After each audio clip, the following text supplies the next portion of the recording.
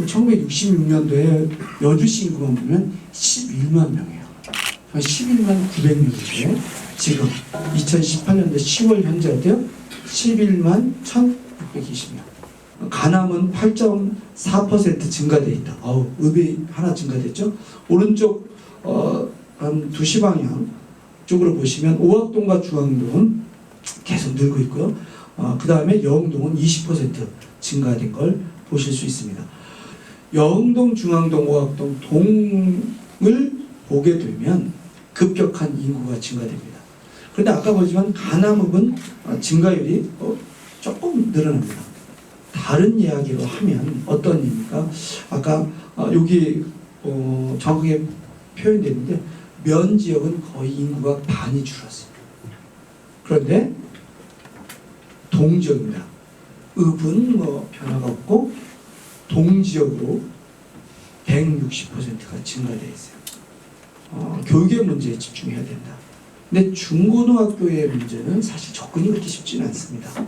근데 초등학교는 그래도 우리가 가능한 것 아니겠느냐. 학교 복합화 시설을 왜 하게 되느냐. 이게 여러 가지 시설 중에 하나인 건데요. 얘기는 이겁니다. 모아 쓰고, 나눠 쓰고, 함께 쓰고의 개념입니다.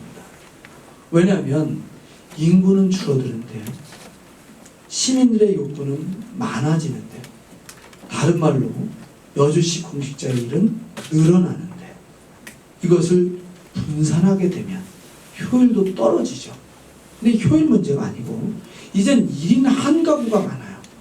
그 다음에 자녀도 봐야 2명이나 이 정도 됩니다. 근데 이웃을 모르고 있어요. 그렇다면 물리적인 공간에서 서로 만나야 되고 함께 해야 되지 않겠냐라는 얘기고요. 그러려면 이것이 어디서부터 만나야 될까? 바로 학교로부터 만나야 되지 않을까. 금방 말씀하신 것처럼 미흡한 거 맞죠. 미흡하니까 지금 저출산, 초고령화 사회가 된 겁니다. 정책이라는 것은 제가 했다 안 했다가 아니라 승계한 책임을 져야 되니까 여주시의 잘못 맞습니다. 적절한 지적이시고요. 그런데 이제 부족한 답변이 되겠지만 제가 일본에도 가보고 했습니다. 다른 사례도 가보면 유일하게 지방정부가 교육정책을 잘하면 인구가 늘어납니다. 그래서 그쪽에 초점을 맞췄다. 삶의 질도 거기서 좋아지고 있고요. 그 말씀드리겠고요. 지금에서는 또 통계학적으로 정주인구를 늘리는 정책이 아닙니다. 통계학적으로 우리 11만 2,000명입니다. 3,000명. 이건 아까 다른 타시군을 얘기하고 그것도 비교해서 우위를 점하겠다는 게 아니고요. 그쪽과 자칫 정주인구 중심으로 하게 되면 인구 통계학적으로는 좋을지 몰라도 내부 예산 내용으로는 굉장히 어려워지는 경우가 있다. 그러면 정주인구 중심이 아니면 유동인구 중심으로 사실은 경제 활성화를 하겠다라는 얘기고요. 그 지점에서 오늘 설명을 못 드렸어요. 왜냐면 여주시를 여기에 그냥 놔두고 초등학교 90.8%인가에서 옮겨가게 되잖아요. 역세권 옮겨가면 초등학교 빈 땅에 어디가 되냐면 실제 저희가 들어옵니다. 교육청 쪽하고 이제 협의 중인데 교육청은 저쪽에 저희가 지어주거나 하고 그 다음에 복합 건물로 여주시와 같이 쓰는 겁니다. 이게 뭐냐면 지방정부 자치, 이제 자치정부가 되는 것은 뭐예요? 교육자치, 행정자치, 경찰자치 이 세 가지가 통합적으로 묶여야 됩니다. 앞으로 장기 추세해서 그래서 행정단위를 묶어볼 개념으로 사실 계획하고 있는 거고요. 그러면 저쪽 교육청 자리는 그 앞에 쪽을 좀 넓게 해서 주민들이 함께 할 수 있는 시설로 갈 계획입니다. 그래서 그리고 5일장을 활성화시키면서 지금 최근에 전철 경강선이 실제는 여주가 이렇게 많은 분들이 올 걸로 예측 못했었어요. 근데 5일 여주라는 이름과 그 다음에 5일장이라는 것과 이렇게 복합적인 효과로 꽤 많은 분들이 오시는 게 분명해요. 그래서 여주의 하리제일시장은 사실 여러분들 공개하기 죄송합니다만 경매에 거의 갈 정도로 엄청 어려움에 있어요. 그래서 하리제일시장의 어려운 것들을 해결하면서 금방 말씀하신 것처럼 그 5일장을 통한 유동인구 증가, 그 유동인구에 따른 어떤 경제 활성화 전략을 취하고 있다. 이 기업은 국내 기업이고요. 국내 기업인데 거의 이제 들어올 단계가 됐는데 이름을 밝혀야 되는지 참 좀 죄송스러워요. 이게 지금 국내 기업인데 가봤더니 이런 공간에 아무도 없어요. 그냥 사람이 조립만 하고 있어요. 첫 번째 이게 맞춤 설비 공장인데 근데 그 기업에 실제 현재 조립 공장인데 연구 공장은 얘기를 했더니 사장님 그래요. 이 인력들이 너무나 중요한 인력들이라 연구 인력까지는 아직 못 된 경우인데 그래서 아까 학교 교육을 높이려고 하는 게 그 연구 인력의 자녀분들의 초등학교 교육까지는 우리가 커버할 수 있는지를 사실 이번에도 한번 테스트 해보려고 하고요. 폐수 없고 아까 조립만 하는 거니까 다 맞춤. 폐수 없고 공기 오염이 없어요. 그래서 이게 수도권 규제에서부터 벗어나 있다. 이게 하나고요. 농업 관련한 거는 사실 어쨌든 뭐 저하고 다 잘 아는 텐데 4가지 분야를 들어봅니다. 근데 이게 될지 안 될지는 아직 지금 협의 중인데요. 규모도 굉장히 큰데 이 유통 분야가 한 500여 명 정도. 그다음에 생산 분야 이건 지금 계획 단계이기 때문에 확정적으로 말씀드리는 건 아니에요. 근데 전체 그 생산 단지로는 한 1000여 명 정도. 근데 이게 그렇게 고급화된 노동력이 아니기 때문에 여주시하고 잘 맞습니다. 조금 전에 얘기하는 어떤 그 첨단 기업은 우리 여주시에 계신 분들이 고용 효과는 많지 않지만 외부에서 들어오는 유입 효과가 큰 거고요. 금방 여기는 아까 얘기했지만 고용 효과가 좀 큰 거다. 그 다음에 세 번째 분야가 뭐냐면 청년 창업 분야가 있고요.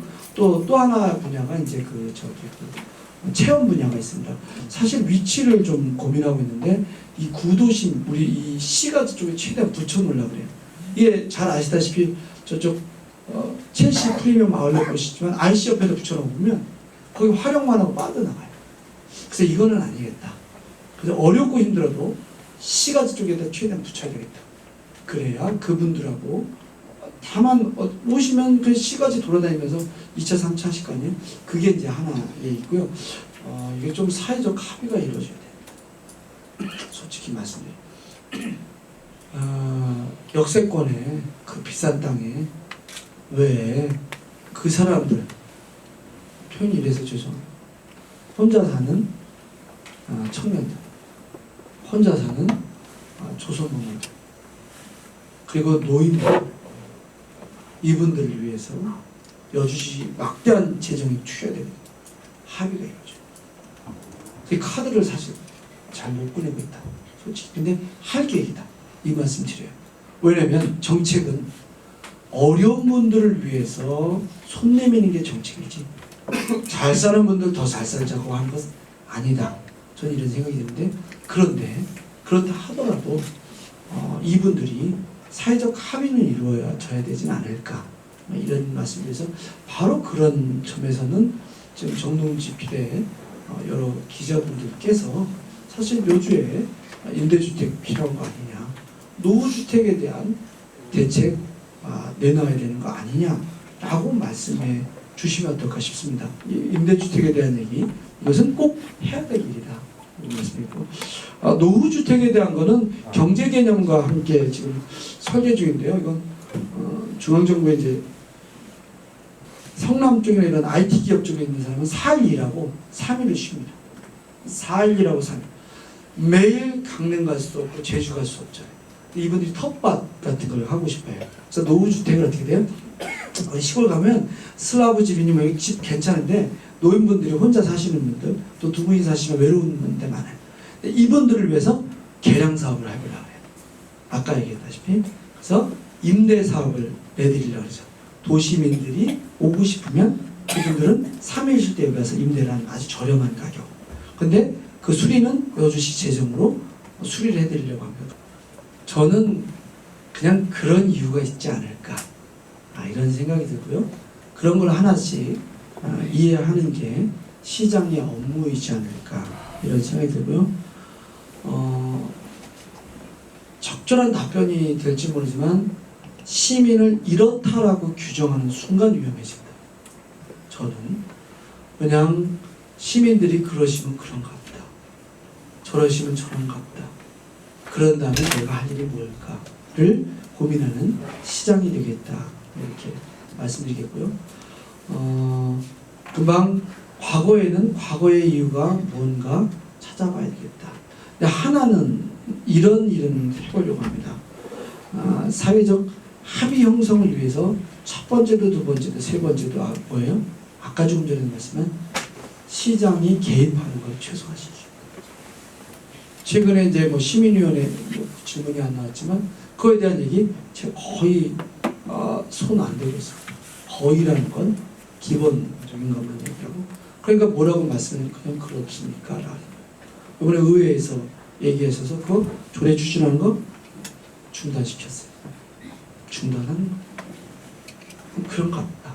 네, 그렇게 하나 말씀드리겠고요. 시민의 합의 형성은 각각의 주체에 따른 그분들의 뜻의 능력이지 제가 어쩔 수는 없지 않을까. 그런데 시장이 해야 할 일들은 이 원인이 뭔지를 좀 파악해보고 그분들이 말씀 잘 하실 수 있게끔 조건을 만들어주는 게 시장의 역할이 아닐까, 행정부, 집행부의 역할이 아닐까, 이렇게 말씀드리겠습니다. 교육에 대해서 하드웨어와 소프트웨어인데 이게 적절한 답변인지 모르겠지만 이겁니다. 생존 수용 교육을 하려도 1시간 이상 또는 30분 버스를 타고 이전하는 학교와 바로 학교 옆에 또는 학교 내에 있는 수영장과 다를 수 있다, 이 얘기고요.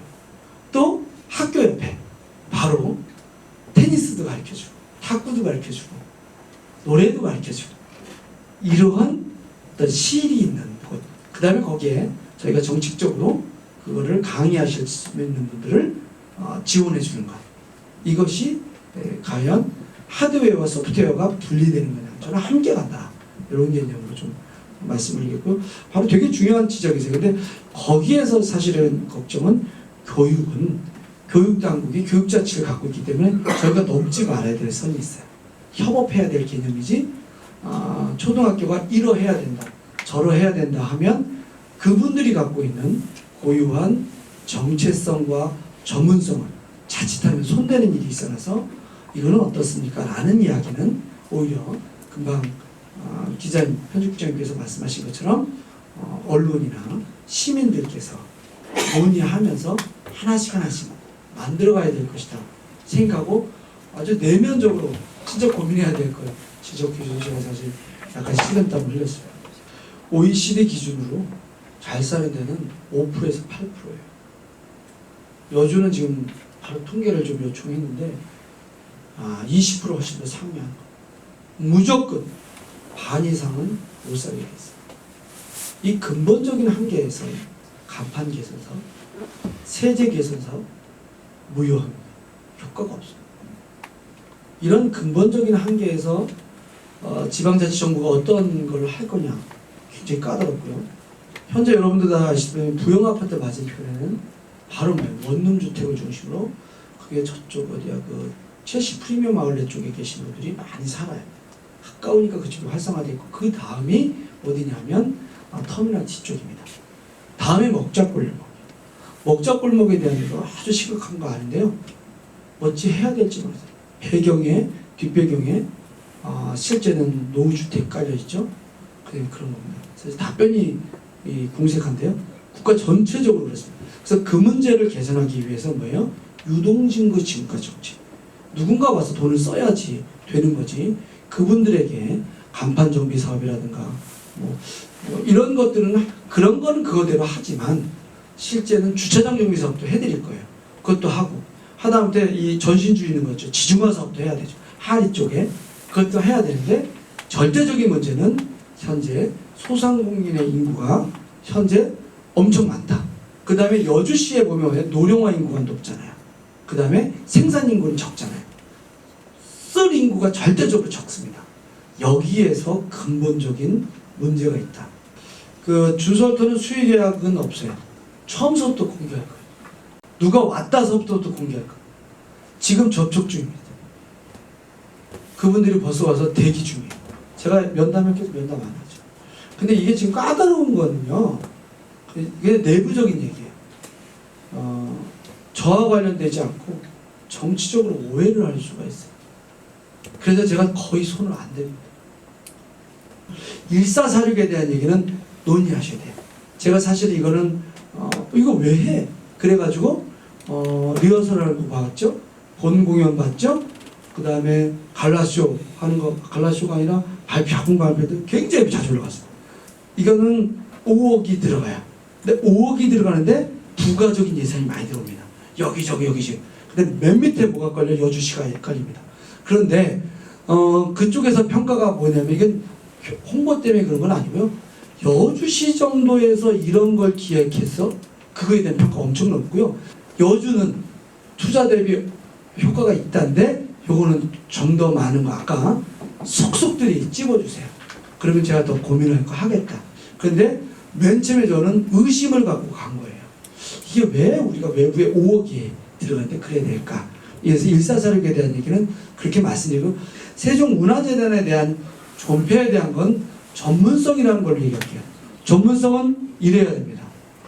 예산을 줄이거나 동일한 예산을 써서 효과가 높거나 또 인적 자원을 줄이거나 동일한 인적 자원을 통해서 더 많은 일을 하거나 해요. 그런데 세종문화재단은 현재 사람들을 두고 그런 예산을 쓰고 예산이 많아진 거죠. 그 다음에 효과는 낮지 않냐 이런 얘기예요. 여기는 이제 압축되는데 저 고민이 이거예요. 이것도 정책은 승계하는 거잖아요. 근데 누가 했다고 그래서 확 줬고 그럼 또 이해관계적으로 해석하십니다. 존폐에 대한 얘기는 제가 얘기했지만 뭔가 결정도 중요하지만 이 내부적으로 우리가 꼭 갖춰야 될 내부적인 게 뭐냐를 충분히 논의해야 되겠다. 반복에 대한 얘기는요. 아마 제가 시장 직에 있을 동안 계속 떠들 거예요. 이거에 대한 어떤 평균 의식이 또는 사고가 될 때까지는 제가 계속 말씀드려야 되지 않을까. 그래서 반복적이라고 말씀하시지만 중심 개념이다. 뭐 이렇게 좀 이해해 주시면 어떨까 싶고요. 그래서 앞으로도 계속 이 개념에 대한 얘기를 좀 더 깊게 이해하거나 또 확대된 개념으로 이런 게 좀 넘어가거나 이렇게 좀 이해해 주시면 부탁드리고요. 추가 재원 얘기하셨잖아요. 추가 재원은 아직 세부 설계 안 돼 있어요.